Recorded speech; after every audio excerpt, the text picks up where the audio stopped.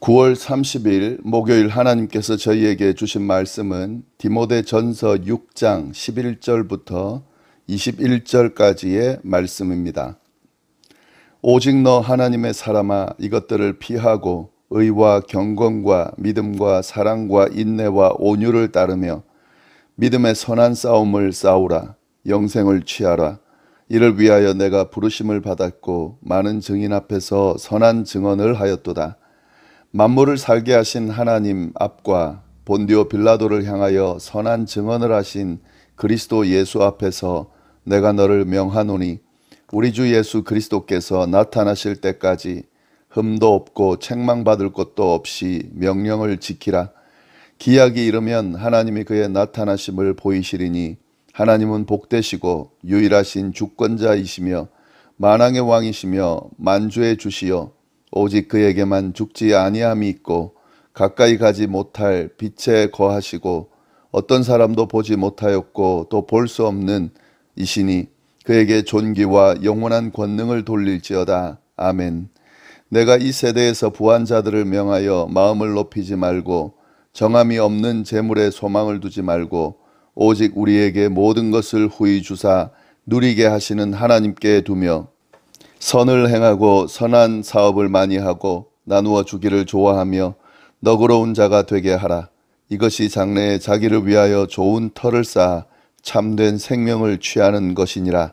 디모데야 망령되고 헛된 말을 거짓된 지식의 반론을 피함으로 내게 부탁한 것을 지키라. 이것을 따르는 사람들이 있어 믿음에서 벗어났느니라. 은혜가 너희와 함께 있을지어다. 아멘.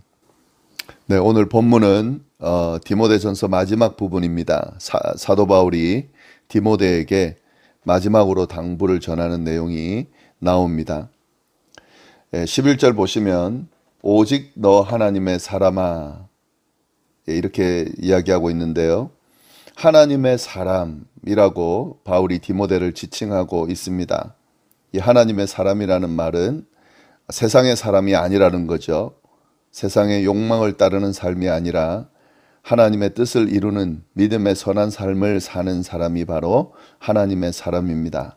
이렇게 부르는 이유는 너가 하나님의 사람이라고 하는 정체성을 분명히 하면서 그렇게 살라고 하는 바울의 의도가 담겨져 있습니다.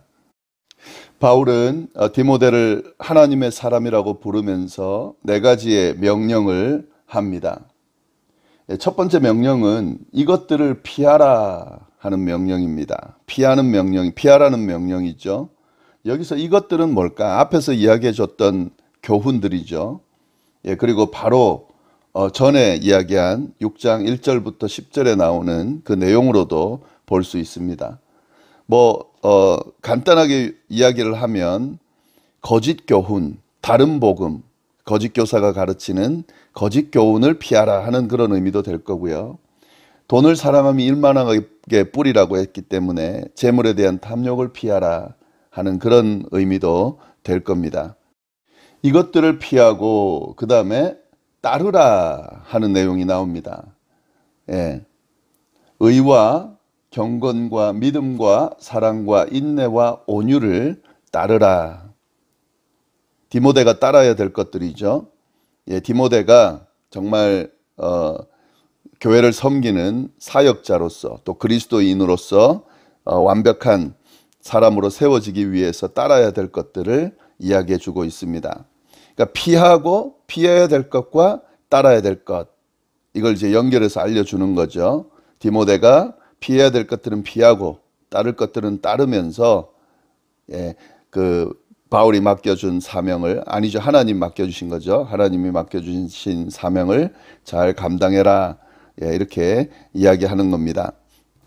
그 다음 또 12절 보시면은요, 싸우라는 내용이 나옵니다. 믿음의 선한 싸움을 싸우라. 디모데가 감당해야 될 이 일들은 전쟁과 같아요. 그냥 감당하는 것으로 되는 것이 아니라 전쟁처럼 싸워야 하는 그런 일들입니다. 밖으로는 거짓 교사들의 가르침을 반박해야 되고 또 바른 복음을 전할 수 있도록 그렇게 세우는 그 일이죠. 이것도 싸움이죠. 그리고 내면적으로는 끊임없이 몰려오는 정욕과 욕망을 물리쳐야 되는 거죠. 그러니까 선한 싸움을 싸운다 하는 표현이 적절합니다. 그러니까 싸워서 뭘 해야 되냐면, 싸우는 이유가 뭐냐면 영생을 취하라 하는 거죠. 취하는 거죠. 예, 영생을 취하라. 예, 그렇게 명령하고 있습니다. 피하고 그리고 따르면서 싸워서 취하라. 이것이 하나님의 사람 디모데에게 바울이 명령하는 그 내용입니다. 결국 이 내용은 그리스도인들인 우리가 받아야 될 명령이죠. 그리고 또 목회사를 감당하는 제가 받아야 될 명령이고, 또 교회의 지도자로 세워진 사람들이 받아야 될 명령이다 하는 거죠. 피할 것을 피하면서 따를 것을 따르면서 그렇게 맡겨진 사역들을 감당해야 하고요. 그리고 싸워서 취해야 된다 하는 거죠. 예, 이 모습이 우리에게도 있어야 하겠습니다. 예, 바울은 이렇게 명령하면서요, 이를 위하여 내가 부르심을 받았고 많은 증인 앞에서 선한 증언을 하였다. 이렇게 아예 이야기를 해요. 예, 하나님의 사람으로 부름 받았고, 그리고 이 하나님의 사람이 되기 위해서 피하고 따르며 싸워서 취하는 이걸 위해서 네가 부름을 받았다. 그렇게 이야기를 하면서 이 역할을 잘 세울 것을, 또 잘 감당할 것을 권면하고 있습니다. 네, 그러면서 13절, 14절에 보시면은요, 하나님과 그리스도를 거론하면서 디모데에게 엄중하게 이야기하고 있는데요. 만물을 살게 하신 하나님 앞과 본디오 빌라도를 향하여 선한 증언을 하신 그리스도 예수 앞에서 내가 너를 명하노니, 우리 주 예수 그리스도께서 나타나실 때까지 흠도 없고 책망할 것도 없이 이 명령을 지키라. 언제까지 이걸 해야 되느냐? 예, 그리스도께서 다시 재림하실 때까지 이 일을 해야 된다 하는 거죠.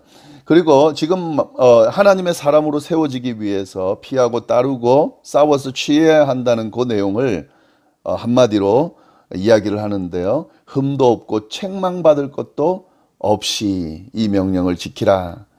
예, 그러니까 디모데가 한 교회를 맡은 사역자로서, 또 하나님께서 일을 맡기신 그런 사역자로서, 예, 흠도 없고 책망받을 것도 없이 이 명령, 지금 바울이 이야기한 명령을 지키라고 이야기합니다.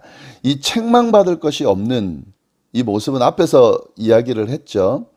예, 감독 또 집사의 모습이 이러해야 되고, 또 디모데에게도 이 이야기를 해주고 있는 거죠. 책망받을 것이 없는 모습이 바로 이 사역자가 가져야 될 모습이다 하는 거죠. 온전함에 대한 명령이라고 할 수 있습니다. 이것이 예수 그리스도께서 다시 나타나실 때까지 이 일들을 감당하고 이렇게 세워져 가라 하고 이야기를 합니다. 네, 그 다음에 15절 16절은 송영입니다.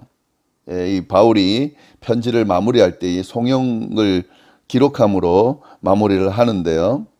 송영의 내용 한번 보겠습니다. 기약이 이르면 하나님이 그의 나타나심을 보이시리니 하나님은 복되시고 유일하신 주권자이시며 만왕의 왕이시며 만주의 주시오.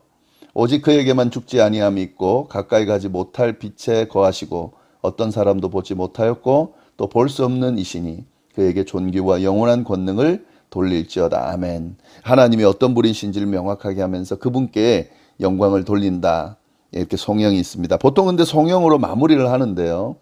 예, 다시 한번 또 사도 바울은 또 다시 이어서 권면을 하는데 그 내용이 부자들에 대한 권면입니다. 이 앞에서는 부하려는 자들, 부자가 되려고 애쓰는 자들에 대한 권면이었는데, 경고였는데, 마지막으로는 부한 자들, 이 세대에서 부한 자들에게 명령을 하고 있는데요. 내가 이 세대에서 부한 자들을 명하여, 디모데가 이제 부자인 자들에게 명하려는 거죠. 어떻게 해야 되는가? 마음을 높이지 말고 정함이 없는 재물에 소망을 두지 말고 오직 우리에게 모든 것을 후히 주사 누리게 하시는 하나님께 두라. 이 지금 부자들에게 권하는 권면을 5가지의 모습으로 이렇게 나누어서 볼 수 있는데, 첫 번째는 마음을 높이지 말아라. 교만하면 안 된다는 거죠. 섬기는 자세, 겸손한 자세로 잠세를 가져야 된다 하는 거고, 그 다음에 정함이 없는 재물에 소망 두지 말아라. 재물에 소망 두지 말으라는 거죠. 물질에 소망 두지 말라는 거죠. 왜냐하면 정함이 없다는 겁니다. 분명하지 않다는 거예요. 거품이나 신기루 같이 언제든지 사라질 수 있는 것이라는 거죠. 보장이 안 되는 거라는 거죠. 영원한 자산이 될 수 없다는 겁니다. 예, 그래서 재물에 소망 두지 말아라 라고 이야기를 합니다. 그러면서 어디에 소망을 두라고 말씀하시냐면 오직 우리에게 모든 것을 후히 주사 누리게 하시는 하나님께 소망을 둬라. 정함이 있는 존재죠. 예, 보장이 되는 존재죠. 신기루와 거품처럼 사라지지 않는 존재죠. 그 하나님 앞에 소망을 두라라고 부자들에게 권면하라고 가르치라고 그렇게 이 바울이 디모데에게 알려주고 있습니다. 또 어떤 내용이냐면요. 선을 행하고 18절에 나오죠. 선을 행하도록 가르치라는 거죠. 선한 사업을 많이 하고 그 돈을 자기를 위해 쓰는 것이 아니라 선을 행하면서 선한 사업을 하는데 많이 하는데 사용을 하라. 그리고 나누어 주기를 좋아하며 너그러운 자가 되게 하라. 나누어 주기를 좋아하고 베풀기를 좋아하고 혼자만 쓰지 않고 같이 사용할 수 있도록 그렇게 돈을 좀 가지고 있는 돈을 좀 적절하게 그렇게 잘 사용하도록 가르치고 너그러운 자가 욕심스럽고 움켜쥐려는 자가 아니라 너그러운 자가 되게 하라라고 가르쳐주고 있습니다. 이 부자들에게 이런 권면을 하면서 그에게 물질을 허락하신 하나님의 합당하게 그렇게 사용하고 또 그렇게 살라고 하는 그런 권면을 주는 거죠.